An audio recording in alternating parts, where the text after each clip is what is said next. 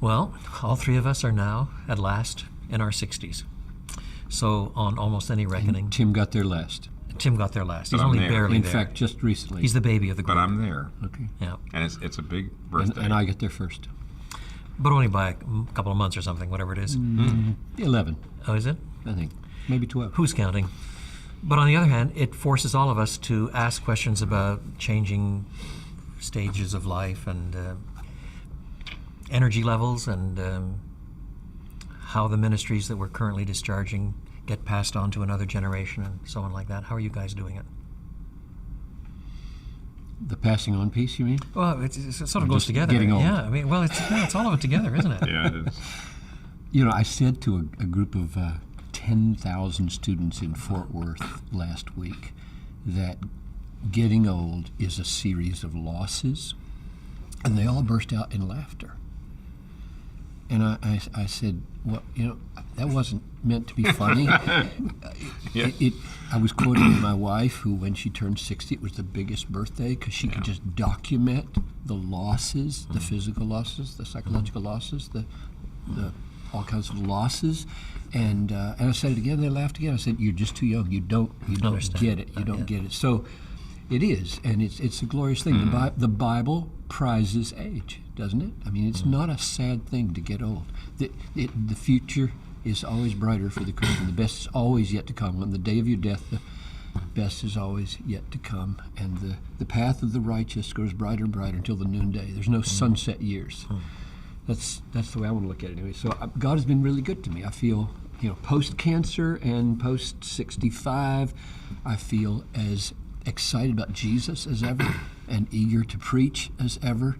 But transition is huge, so we need to talk about that. But that's the physical, psychological piece for me.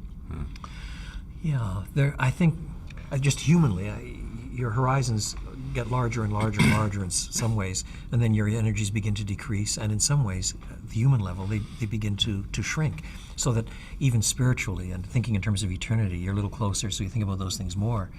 But at the end of the day, you don't have the energy to do the kinds of things that you used to do. And to my mind, one of the wisest transitional steps I've seen in people I admire, assuming that you're not afflicted with something like Alzheimer's disease, as my mother was. So I'm aware that that's a possibility for me too.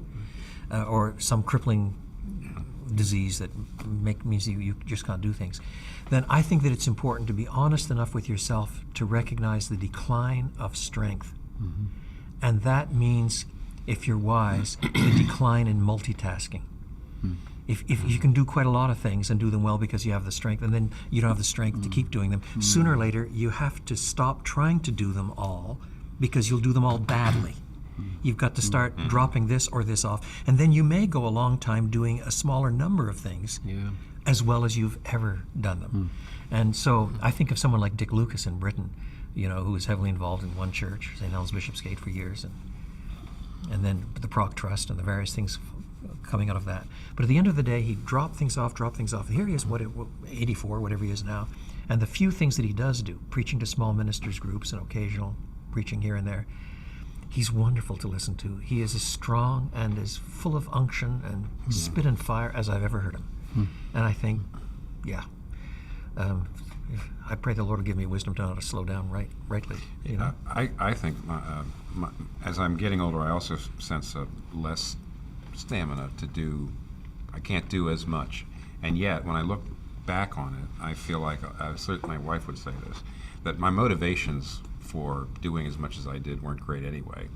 That it might not have been youthful stamina. It was the adrenaline that comes from the high of seeing yourself used, that's the nice way to put it. The other way to put it is feeling needed. Pushing yourself, Yeah. So I think as I gotten older, the somewhat diminishment in stamina is forcing me to say I've got to be more careful about how I use my time. I can't do that like I used to. And yet at the same time, I said I probably never should have done it that way. So I actually feel like my age is not necessarily in any way means second-class diminishment. I actually think I'm going to be a lot more balanced. I think I really should have made some of these changes before and not waited to my 60s. But in 10 years, or whatever the age figure is, and the yet I do energy need to level be is ready. going to... I know, I have to be ready for that, and I'm Yeah. trying to. But I think it even makes me say I probably should have done this earlier. I shouldn't have waited to my 60s. So at 60, are you concretely planning a transition from the Keller years to the post-Keller years at Redeemer? Yes, and even though at the top level, not only am I feel very sure about this path. I'll outline it for you.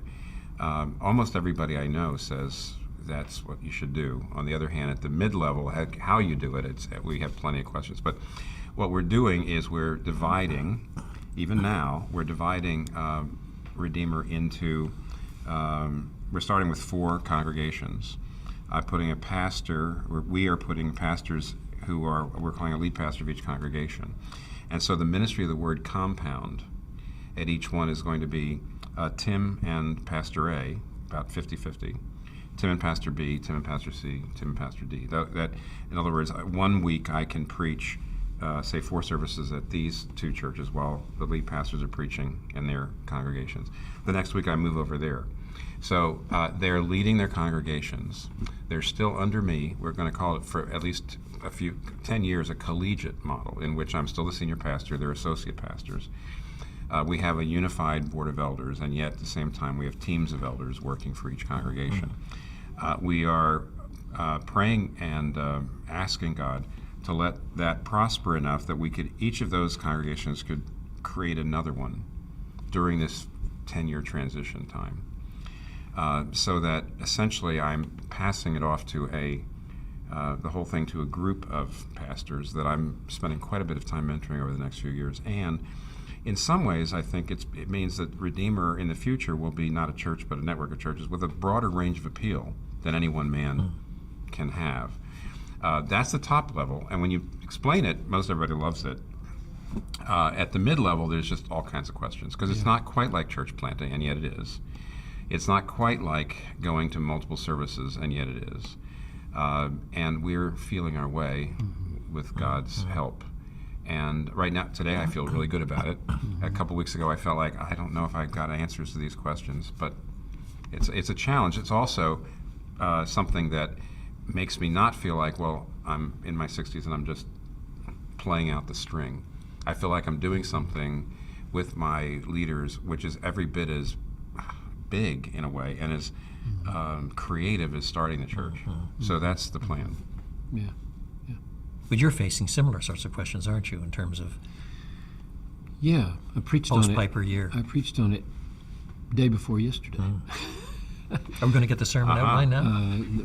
This is April 12 here, so on April the 10th, I addressed the Antioch moment, is what I called it, and tried to draw the analogy between what happened at Antioch with the call of Barnabas and Saul away, and what that must have meant for that church. Very significant leaders. But the answer for us is we don't know. I don't know at 65 how long I should preach, and I don't know what the transition should look like, and structurally I don't know if we should be 3 churches or 1 church. And so what we've done, I think the sentence that I liked most in my own sermon was, when God-centered leaders don't know what to do because it's not in the Bible, they know what to do about not knowing what to do because that is in the Bible, namely pray. So we've called a 6-week season of fasting and prayer.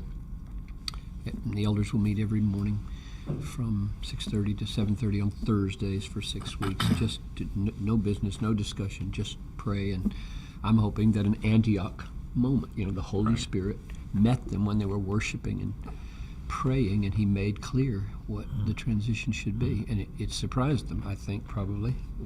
It was a world-changing decision. So that's where we are. A lot of ignorance and a lot of dependence on God. And you?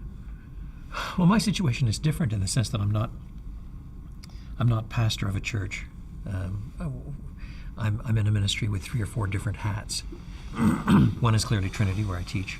One is the writing. One is the Gospel Coalition, and 1 or 2 other things. And so I have to think through in what sequence I step down from them. But if I step down from Trinity, it's not as if I'm looking for a successor. I'm looking for successors all the time in my PhD students in that sense. But I don't appoint my successor at Trinity. That's departmental and school-wide business. So that I don't face the same kind of pressure on that front that you folks face. What I face, rather, is trying to decide in what sequence to let things go to put more energy into other things. Yeah. And so what I ask for is wisdom with my wife before the Lord to know when to drop Trinity so I can do more writing and make sure the coalition is in good repair and heading in the right direction and things like that, when the Lord seems to have blessed that in remarkable ways. And that is a succession issue that is going to come up sooner or later. And that will almost certainly have to emerge from within our own circles at some point, a new generation coming along. I'm not there yet. And at the moment, the Lord has still given me a ridiculous amount of energy, but you have to be realistic. It's going to decline at some point. Yeah. So I don't think I'm in as difficult a strategic sense of transition as you folks are. A structural challenge. Probably less complicated, since Trinity will do that for you. On that side of things, Yeah. that's right. However, John, I have to say, the idea of John Carson putting himself in a position where he gets to write more books than he writes now is kind of frightening.